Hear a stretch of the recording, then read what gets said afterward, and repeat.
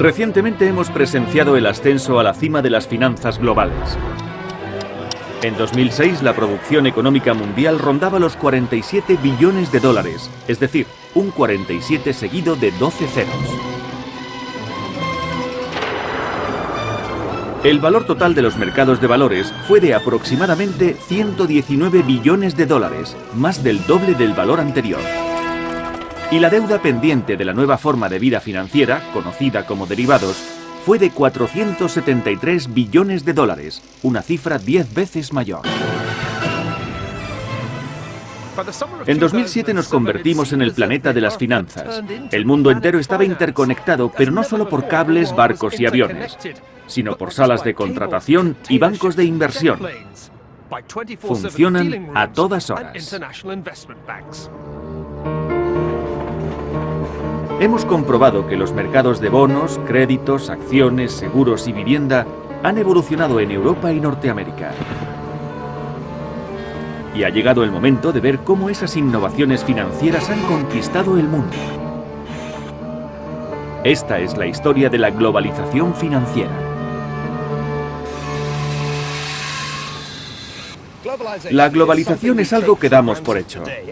Y este mundo interconectado, ejemplificado por el puerto de Hong Kong, presenta muchas ventajas. Pero también tiene una vertiente oscura. Es vulnerable a las convulsiones financieras. Las finanzas no son una ciencia exacta y dependen de situaciones que se escapan del control de los banqueros. El progreso del mundo financiero pocas veces ha sido fácil. Continuamente ha sido zarandeado por las crisis. Hace solo 10 años, lo más probable era que esas crisis surgieran en los mercados emergentes como Asia. Sin embargo, en la actualidad, es Occidente el que se encuentra atrapado por una enorme contracción del crédito. Y en Asia, apenas se han enterado. Un nuevo fenómeno está marcando la pauta de la economía mundial. Los prestatarios norteamericanos dependen de los ahorradores chinos. Se ha creado una relación simbiótica entre China y América. Yo la llamo chimérica. ¿Pero conseguirá Chimérica superar la era de la globalización financiera? Hace 100 años otra época de globalización financiera terminó de un modo estrepitoso. Y no existe ninguna razón para que eso no vuelva a ocurrir de nuevo en la actualidad.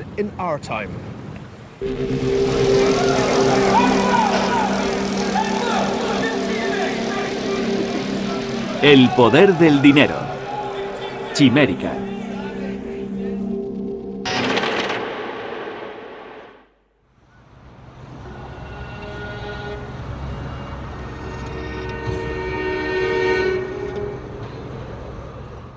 Se solía decir que los mercados emergentes eran lugares donde había emergencias. Invertir en países lejanos puede hacernos ricos, pero si las cosas van mal, es una vía directa hacia la ruina.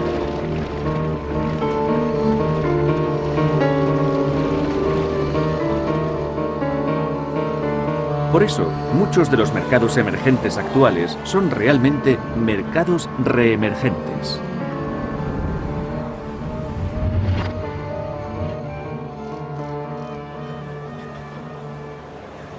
En nuestros días, el mercado reemergente fundamental es el de China. No existe límite para el dinero que se puede ganar aquí. En los últimos 20 años, el continente chino ha seguido el ejemplo de Hong Kong y ha experimentado un boom. No es la primera vez que los inversores extranjeros han acudido a China para hacer fortuna. Aunque la última vez que esto ocurrió, lo perdieron absolutamente todo.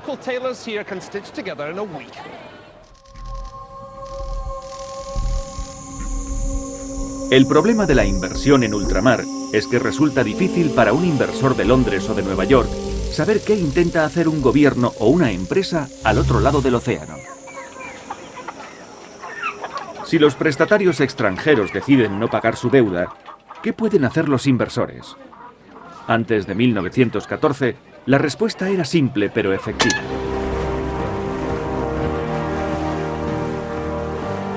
El gobierno enviaba a la Marina. La diplomacia de la cañonera garantizaba el control político de Europa y aseguraba el dinero de los inversores británicos, incluso en los lugares más remotos.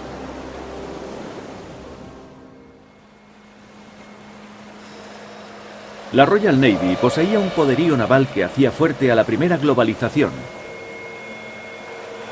Y también hubo pioneros, como William Jardine y James Matheson. Jardine y Matheson eran unos bucaneros escoceses. En 1832 fundaron una empresa comercial en el puerto de Cantón, al sur de China. Su negocio más rentable era el tráfico de drogas. Traficaban con el opio, producido bajo el control del gobierno británico, para los adictos de China y la India. Ese comercio había sido prohibido por el emperador de China. El 10 de marzo de 1839, un funcionario llamado Lin Se-su llegó a Cantón siguiendo órdenes del emperador. Debía erradicar el comercio de la droga, así que sitió los almacenes británicos de opio y cortó el tráfico. 20.000 canastas de opio, valoradas en 2 millones de libras, fueron confiscadas y arrojadas al mar.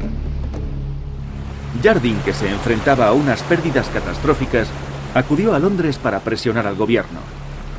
Exigía la correspondiente cañonera.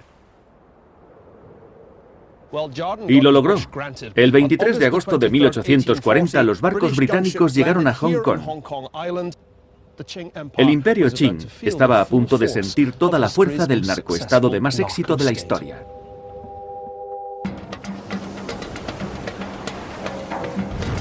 Tal como Jardine había supuesto, la Royal Navy acabó rápidamente con las defensas chinas.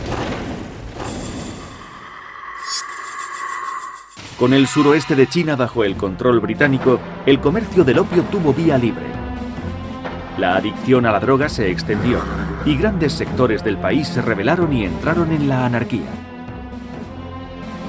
Pero para Jardine y Matheson, con su oficina central establecida en Hong Kong, habían llegado los días de gloria de la globalización victoriana.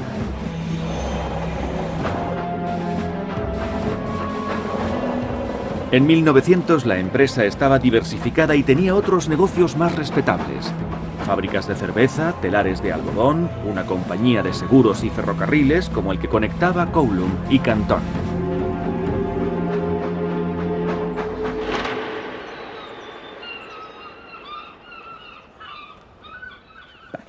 En 1913, los inversores de Londres se encontraron con grandes oportunidades en el extranjero, como demuestran los libros de contabilidad de Rothschild & Sons. En las páginas de 1913 aparecen unos 20 valores extranjeros diferentes, incluyendo bonos emitidos por Chile, Egipto, Alemania, Hungría e Italia.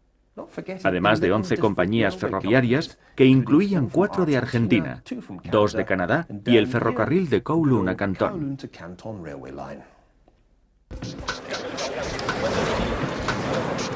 Por primera vez en la historia, la economía mundial estaba unificada mediante una combinación de comercio y altas finanzas. Sin embargo, esta primera era de globalización terminó violentamente debido a la Primera Guerra Mundial.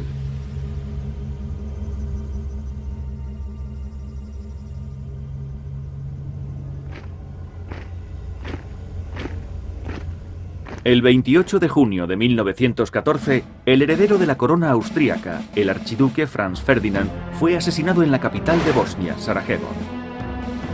Al principio, los mercados financieros lo consideraron un conflicto más en los Balcanes. Pero el asesinato provocó una reacción en cadena en el mundo de las finanzas. Para cuando los inversores se dieron cuenta de que se avecinaba una guerra en Europa, la liquidez, es decir, la capacidad de prestar dinero o de vender valores, desapareció como por arte de magia.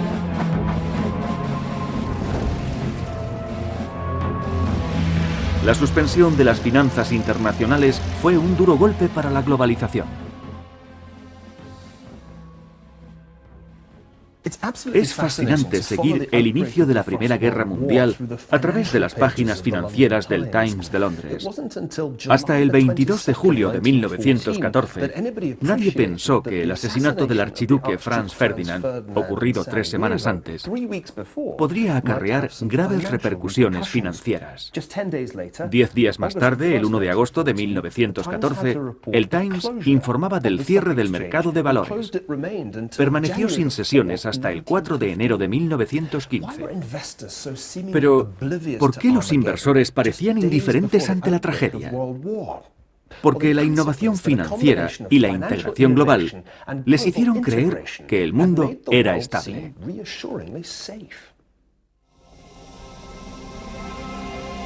Las luces de los mercados financieros estuvieron en verde hasta la misma víspera de la guerra. De esto podemos aprender una lección. Se tardó toda una generación en dar paso a la primera globalización, pero desapareció en cuestión de días. Y se tardó más de otra generación en reparar los daños provocados por la guerra en agosto de 1914.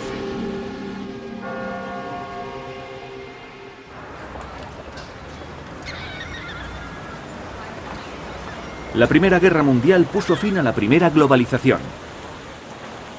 Hasta finales de los años 60, las finanzas internacionales dormitaron. Algunos incluso creyeron que estaban muertas. En 1944, los aliados, que pronto se alzarían con la victoria, trataron de diseñar un nuevo orden financiero. El comercio sería libre, pero los movimientos de capital obedecerían a estrictas leyes. Cuando el dinero pasaba a través de las fronteras, iba de un gobierno a otro.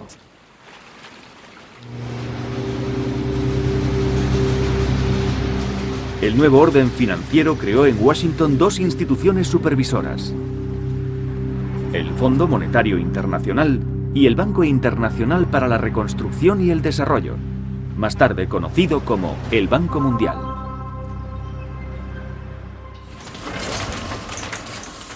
Pero en los años 70 los exportadores de petróleo de Oriente Medio empezaron a acumular grandes sumas de dinero. Los banqueros occidentales deseaban reinvertir el dinero en préstamos y las dos instituciones supervisoras relajaron su control. La globalización volvía a nacer.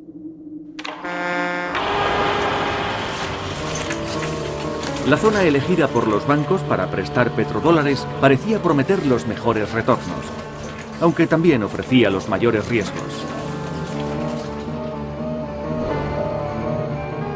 En 7 años, Sudamérica cuadruplicó sus préstamos del extranjero y superó los 315.000 millones de dólares. Pero en 1982, México declaró que no podría pagar su deuda. Inmediatamente todo el continente pareció estar al borde de la bancarrota. Al menos los inversores ya no mandaban cañoneras a los prestatarios extranjeros si querían recuperar su dinero.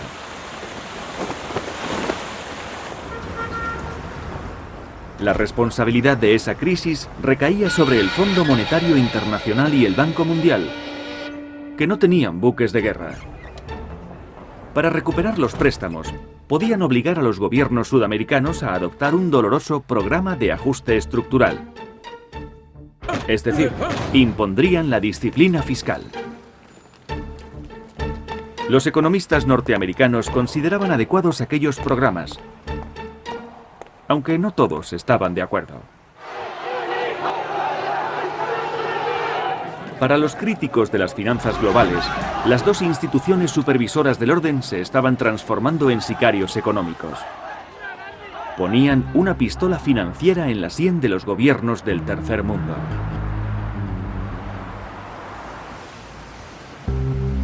Afianzaban dictadores y apoyaban los intereses del imperialismo norteamericano.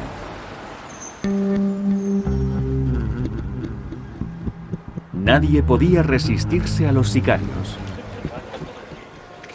Y las teorías de las supuestas conspiraciones florecieron en el movimiento antiglobalización. Según una de ellas, dos líderes sudamericanos, Jaime Roldós de Ecuador y Omar Torrijos de Panamá, fueron asesinados por resistirse a las demandas del imperialismo norteamericano. Pero respecto a la conspiración por parte del Banco Mundial y del Fondo Monetario Internacional, hay algo que no encaja. Estados Unidos no había prestado mucho dinero a Ecuador y Panamá.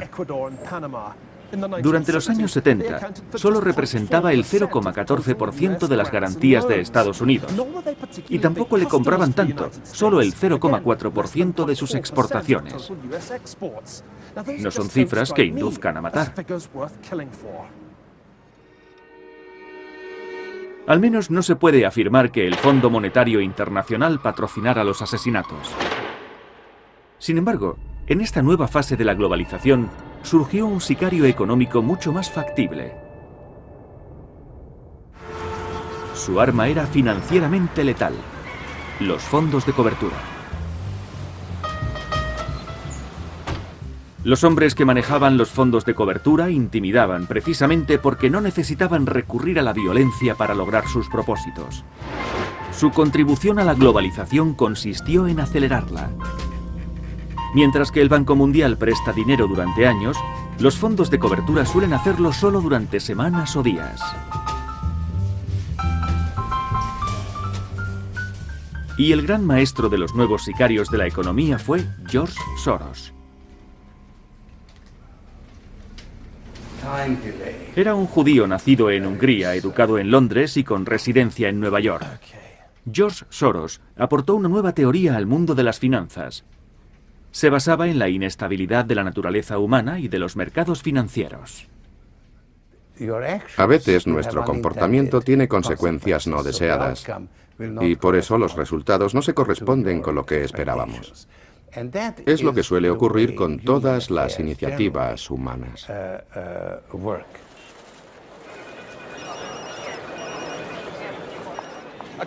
Según la teoría de Soros, los mercados financieros no son totalmente eficientes y mucho menos racionales. Y los precios son solo el reflejo de la ignorancia y de las tendencias de millones de inversores. De acuerdo con Soros, los mercados pasan por ciclos de expansión y de caídas porque el comportamiento humano es proclive a la euforia y al abatimiento.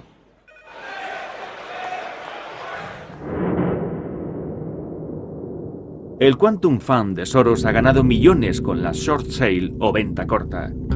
En esta transacción se piden prestadas acciones, se venden cuando están altas, se recompran cuando están bajas y después se devuelven a quien las prestó.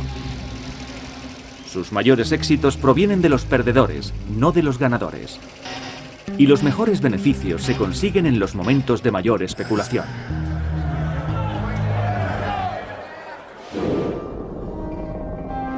El 16 de septiembre de 1992, cuando la libra británica pasaba por una mala situación, Soros le hizo una jugarreta al Banco de Inglaterra. Estaba convencido de que los especuladores como Soros saldrían ganando en caso de enfrentarse al gobierno británico. Era cuestión de aritmética. Todos los días se cambiaba en el mercado moneda por valor de $1 billón, a pesar de que la tesorería británica no tenía solidez.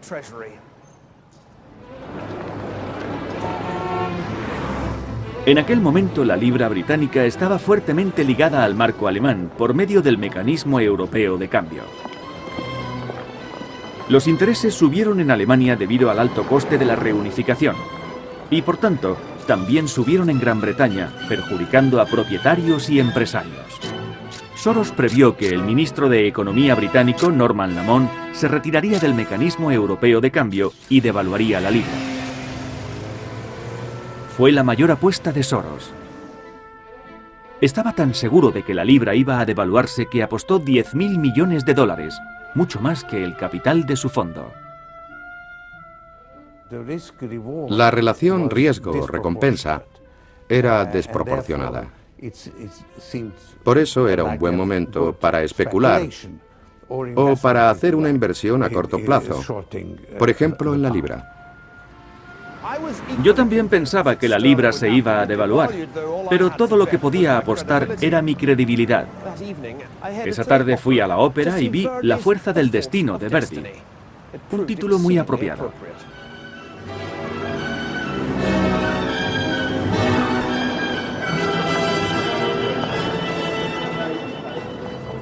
En el intermedio se anunció que el ministro de Economía había declarado que Gran Bretaña se retiraba del mecanismo europeo de cambio. ¡Qué alegría! Hoy ha sido un día muy difícil. Un gran flujo especulativo ha seguido deteriorando el funcionamiento del mecanismo de cambio.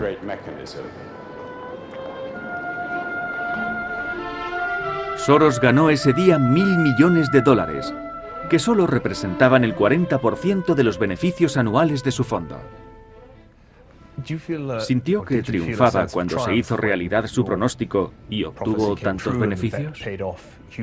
Por supuesto, como cuando apuestas y ganas. Naturalmente estaba satisfecho y obtuve grandes beneficios.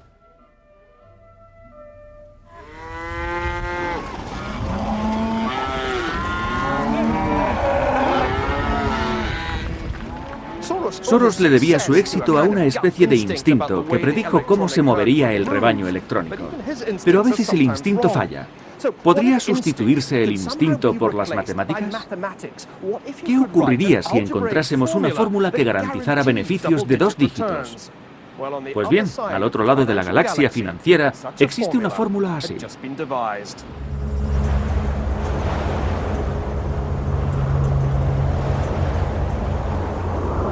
Al mismo tiempo que la nueva globalización fomentaba el comercio y el crecimiento, también aumentaba la vulnerabilidad a las convulsiones financieras que se extendían por el mundo.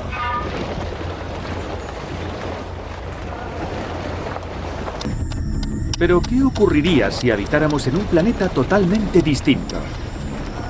Un planeta sin las complejas fricciones originadas por seres humanos subjetivos e irracionales.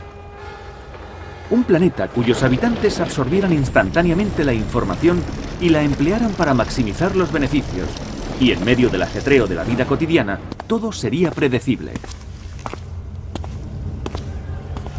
En este mundo perfectamente vigilado e interconectado, un hundimiento imprevisto del mercado de valores sería muy poco frecuente. Solamente ocurriría una vez cada 4 millones de años. Ese fue el planeta que imaginaron los más brillantes economistas financieros de los tiempos modernos. Y esto es lo que su planeta parecía.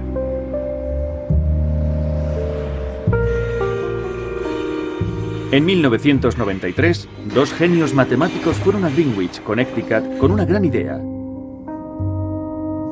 Myron Scholes, de la Universidad de Stanford, había inventado una teoría revolucionaria para poner precio a las llamadas opciones. Tanto él como Robert Merton de Harvard pertenecían a los quants originales, profesionales de las finanzas que se basaban en las matemáticas para especular. En este edificio prepararon una revolución financiera global. La idea de Merton y Scholes se basaba en un sencillo contrato de opciones.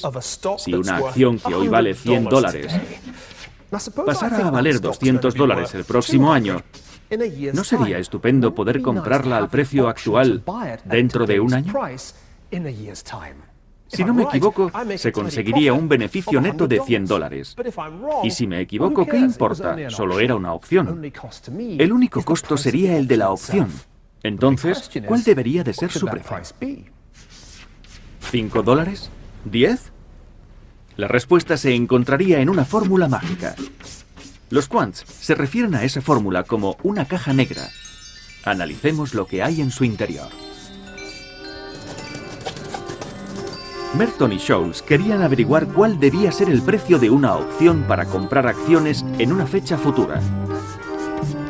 Pero habría que contar con la variación de los precios de las acciones durante ese tiempo.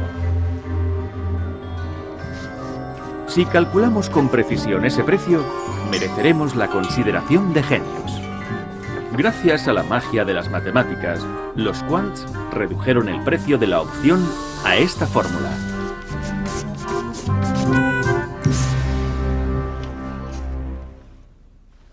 ¿Están confusos? ¿Creen que el álgebra es difícil? Para los quants resultaba sencillo. Y para conseguir dinero necesitaban mercados con personas que no supieran valorar las opciones. En los primeros 2 años, la compañía de Merton y Scholes, Long Term Capital Management, ganó una fortuna vendiendo opciones que nunca fueron ejercidas. Los compradores no acertaron en su predicción. También arrasaron comprando valores de toda clase que los más previsores no consideraron rentables. Sin duda, fue el mejor momento para los vendedores de coches de lujo de Greenwich. Pero para generar esos inmensos beneficios, en Long Term tuvieron que pedir dinero prestado. Así podían apostar algo más que su dinero personal. En agosto de 1997, el capital del fondo estaba por debajo de 7.000 millones de dólares.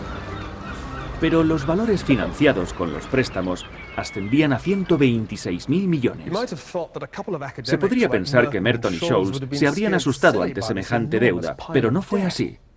De acuerdo con su fórmula matemática mágica, no existía el menor riesgo en una apuesta tan fuerte. Además, Long Term se dedicaba a otras estrategias sin conexión entre sí. Alrededor de 100 con más de 7.600 posiciones diferentes.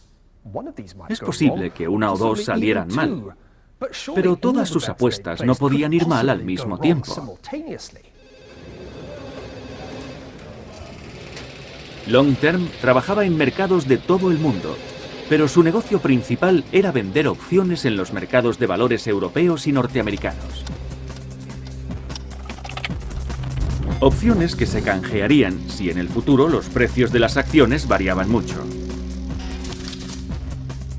En su momento, los altos precios de las opciones indicaban que los mercados iban a ser particularmente inestables.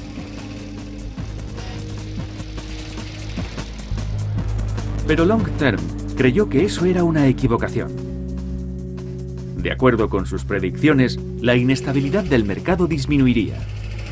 Y por tanto, las oportunidades de que los inversores ejercieran sus opciones serían bajas también. Así que Long Term acumuló opciones y las vendió baratas. ¿Les parece arriesgado? Estimaron que la probabilidad de que su maniobra saliera mal era de 1 entre 10 elevado a 24. En otras palabras, prácticamente cero. Parecía que estuvieran en otro planeta, lejos de los altibajos de los mercados terrenales. Los fundadores de Long Term eran considerados un equipo de genios, y en octubre de 1997, Merton y Scholes recibieron el Premio Nobel de Economía.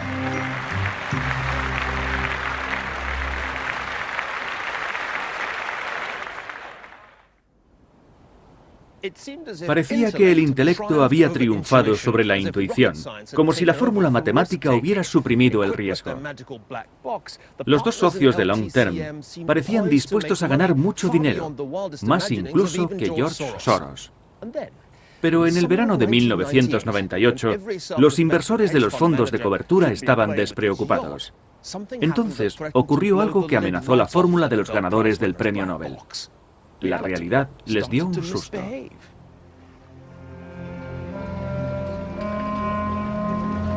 En la evolución, las grandes extinciones suelen producirse por catástrofes exteriores, como un meteorito.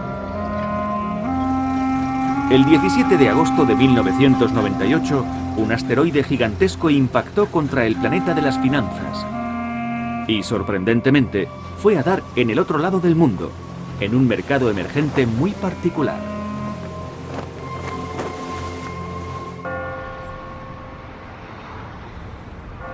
Debilitado por los levantamientos políticos, con menores ingresos por el crudo y con una mala privatización, el sistema financiero ruso se desmoronó. Su gobierno se vio forzado a no pagar la deuda, infundiendo inestabilidad al sistema financiero global, y el mercado de valores se vino abajo. ¿Se acuerdan de aquellas opciones que Long Term había vendido? Se basaron en que el mercado de valores no sería inestable, y creyeron que nadie las ejercería. Bueno, entonces lo hicieron. Los quants predijeron que era improbable que Long Term perdiera más de 35 millones de dólares en un solo día. El viernes 21 de agosto perdió 550 millones de dólares, el 15% de su capital. Según los modelos de riesgo de Long Term, aquello era poco menos que imposible. Los operadores de Greenwich no podían creerlo. No podía ser cierto. Pero estaba ocurriendo.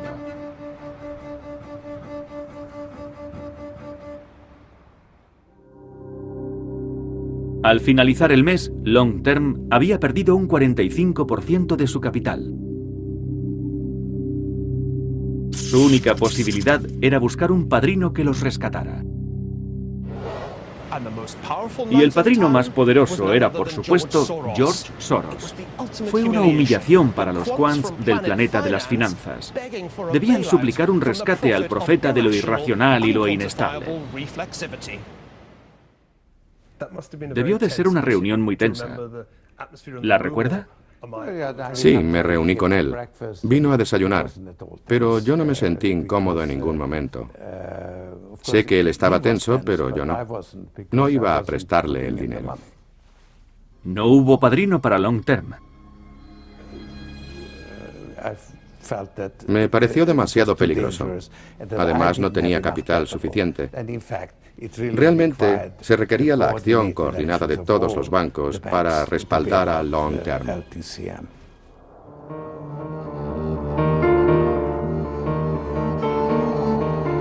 Y eso fue lo que ocurrió.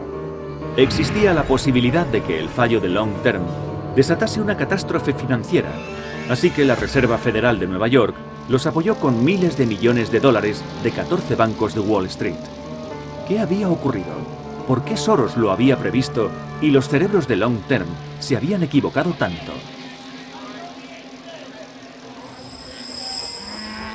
El frío y racional planeta de las finanzas seguía dependiendo del planeta Tierra, habitado por seres humanos con mentalidad de rebaño.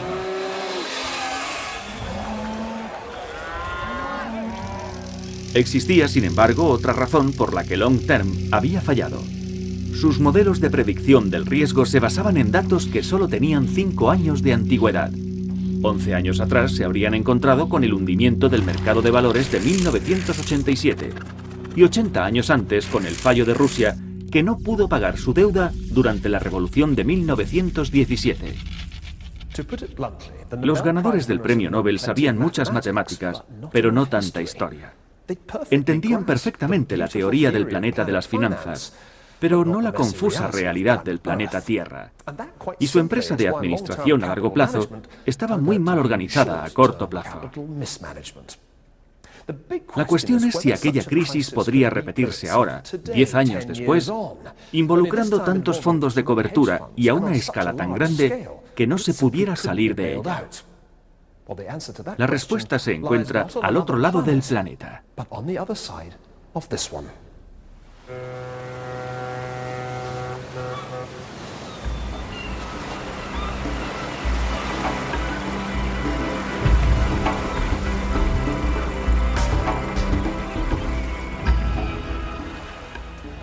Para algunos, la historia de las finanzas es casi historia antigua, como la de la China imperial. Algunos operadores jóvenes ni siquiera recuerdan la crisis asiática de 1997. De hecho, empezaron a trabajar después del año 2000. Entonces, los mercados de valores estaban al alza en todo el mundo, igual que los mercados de los bonos y los de las materias primas. De hecho, cualquier valor estaba en alza, y con ellos los productos que se demandan cuando los bonos están altos, como los buenos vinos y los yates.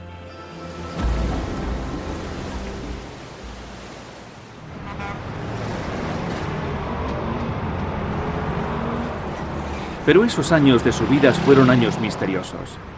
Los mercados se disparaban cuando subían los intereses a corto plazo, lo que produjo desequilibrios en el comercio y aumentó el riesgo político. La clave de esa paradoja estaba aquí, en China.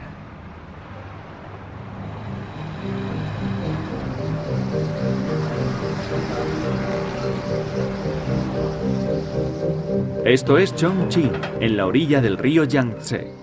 A lo largo de miles de kilómetros de ribera, encontramos diferentes empresas frecuentadas por los occidentales.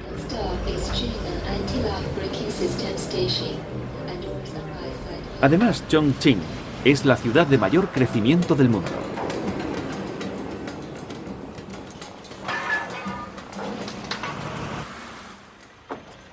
He viajado por muchos países y nunca he visto nada igual. Bienvenidos a Chongqing, la ciudad con el crecimiento más rápido del mundo. Es el paraíso de la construcción. Detrás de mí verán uno de los 30 puentes que están levantando. Y allí abajo uno de los 10 ferrocarriles.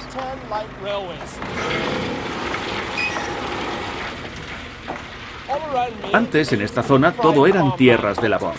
Pero hace 6 meses se empezaron a edificar millones de metros cuadrados de oficinas.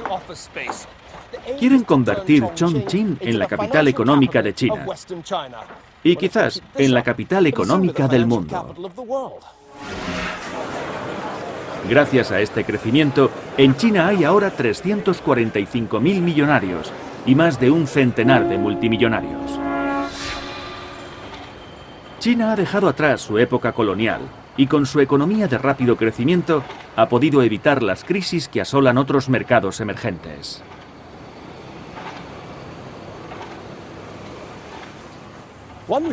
China también ha evitado las crisis porque la mayoría de sus inversiones no han sido financiadas por extranjeros, sino por los ahorros chinos.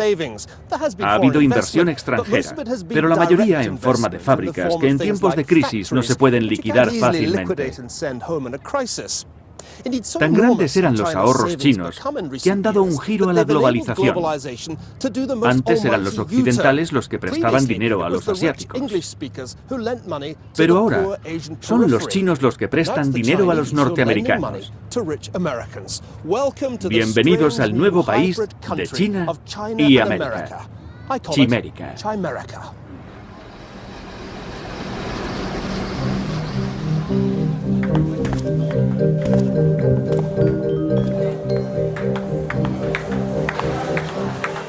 Este extraordinario lugar es la Southwestern Stock Exchange.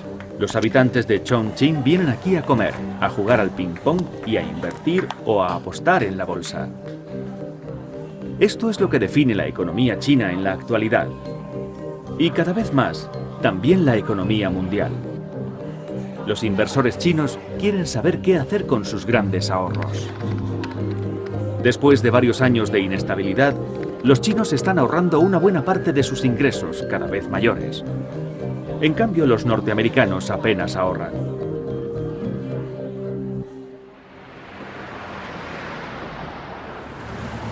Los chinos tienen tanto capital acumulado que por primera vez en siglos el dinero no fluye del oeste al este, sino del este al oeste. Y se trata de un flujo considerable.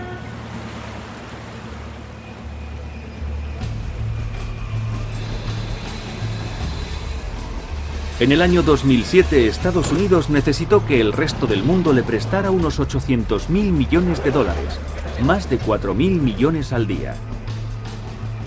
Por contraste, China tenía un superávit por cuenta corriente equivalente a más de la cuarta parte del déficit norteamericano. Y una parte significativa de este superávit fue prestada a Estados Unidos. De hecho, China se ha convertido en el banquero de los norteamericanos.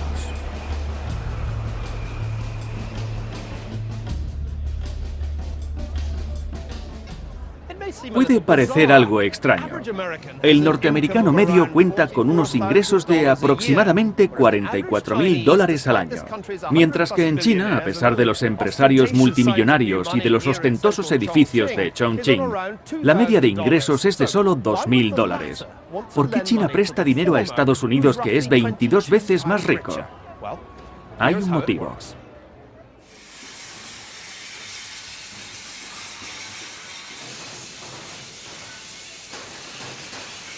Desde el punto de vista chino, la mejor manera de emplear a su población era exportar productos manufacturados a Estados Unidos y su insaciable mercado consumista.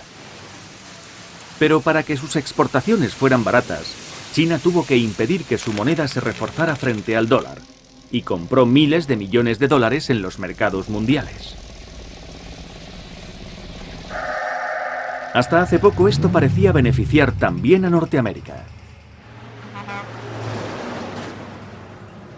En Estados Unidos, la forma más fácil de enriquecerse era importar productos chinos a gran escala y venderlos en grandes superficies.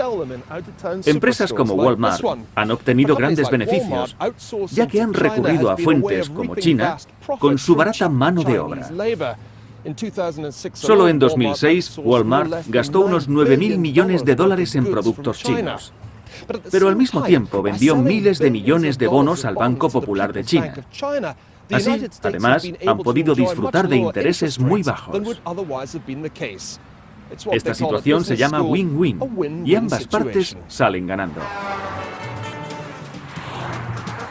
Este es el maravilloso país dual de Chimérica, responsable del 33% de la producción económica mundial y de más de la mitad del crecimiento global en los últimos 8 años.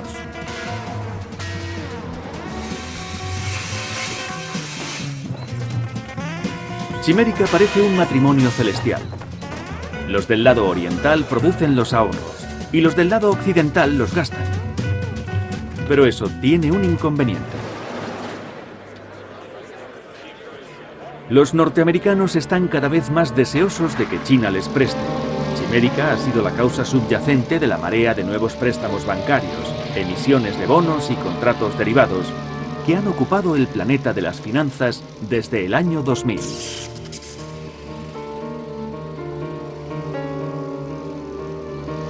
Y a su vez, ha sido la razón por la que el mercado hipotecario norteamericano, que tenía tanta liquidez en 2006, concediera créditos subprime a personas sin ingresos y sin valores, los ninja.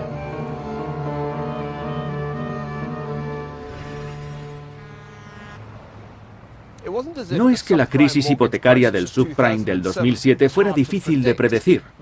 Meses antes de que estallara, yo vi muchos propietarios de viviendas que no podían pagar los préstamos y se arruinaban.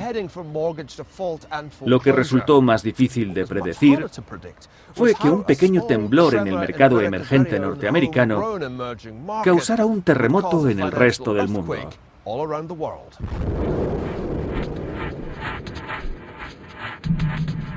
No muchos pudieron adivinar que la falta de pagos de las hipotecas subprime iba a conmocionar el mundo, que un banco británico sufriría su primera caída desde 1866, o que uno de los grandes bancos de inversión norteamericanos, el Lehman Brothers, quebraría.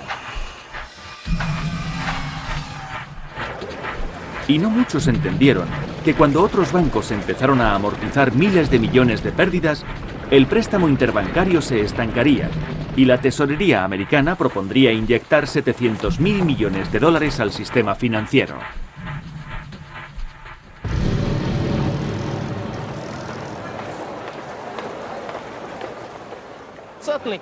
Ciertamente, en junio de 2008, parecía que la recesión era inminente en Estados Unidos.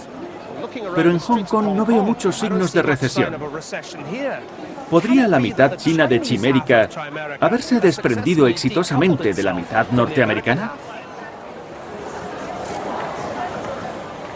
La idea de que China podría salir indemne de la crisis norteamericana parece atractiva.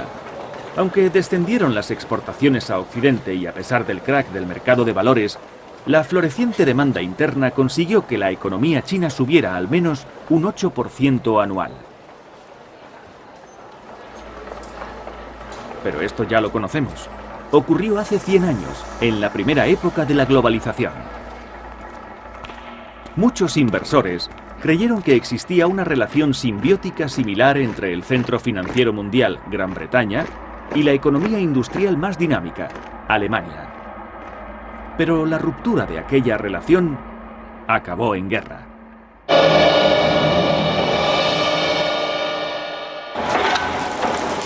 Ahora, igual que antes de la Primera Guerra Mundial, una delgada línea separa la simbiosis de la rivalidad. Según algunas estimaciones, el Producto Bruto de China podría sobrepasar el de Estados Unidos en el año 2027. Algunos críticos del comercio libre opinan que no quedará nada de la industria norteamericana. Y cuanto más empeoren las cosas en Estados Unidos, más fuertes serán las quejas.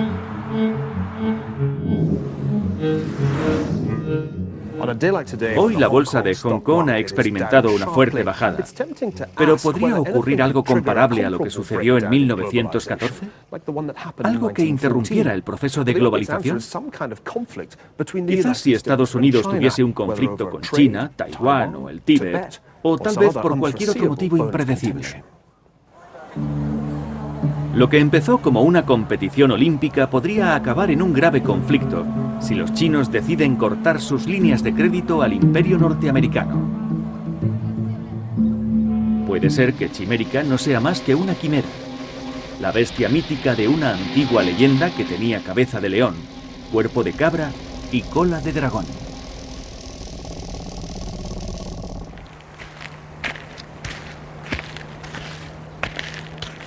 Un conflicto chino-norteamericano parece poco probable, pero si algo hemos aprendido es que las grandes crisis se producen precisamente cuando nadie lo espera. Por eso los que dirigen las empresas, los bancos y los fondos actuales no suelen recordarlas. El hecho de que casi todos los cisnes sean blancos no quiere decir que no haya cisnes negros.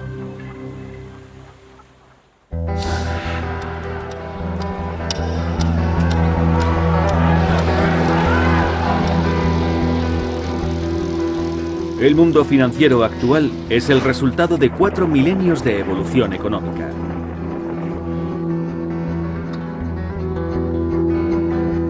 Pero a pesar de la complejidad y diversidad del sistema financiero moderno, el planeta de las finanzas sigue siendo vulnerable a los problemas de los ascensos y las caídas. Y también a la irracionalidad y la inestabilidad humana.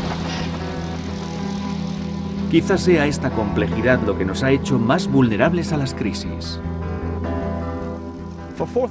Durante 4.000 años, desde la antigua Mesopotamia hasta la moderna China, el progreso del mundo financiero ha sido fundamental para el progreso humano.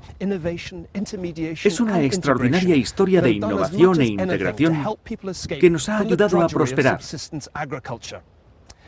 Sin embargo, el planeta de las finanzas nunca podrá escapar de la irracionalidad del planeta Tierra.